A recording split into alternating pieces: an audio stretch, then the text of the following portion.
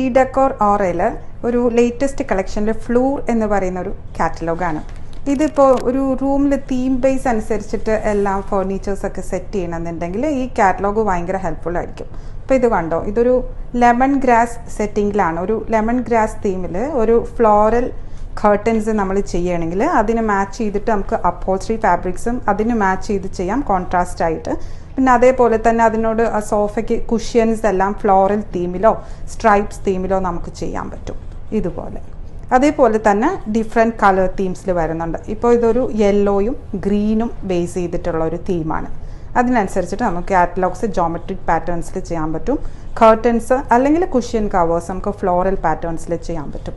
ഇത് അതേപോലെ ഒരു പേർപ്പിൾ ഗ്രീൻ തീമിൽ വരുന്നതാണ്. ഇപ്പോൾ കണ്ടോ, പേർപ്പിൾ കളർ കുഷ്യൻസ് നമുക്ക് ചെയ്യാം, സ്ട്രൈപ്സ് കുഷ്യൻസ് നമുക്ക് ചെയ്യാം, അല്ലെങ്കിൽ ഇപ്പോൾ കർട്ടൻസ് ആയാലും നമുക്ക് സ്ട്രൈപ്സ് ആക്കാവുന്നതാണ്.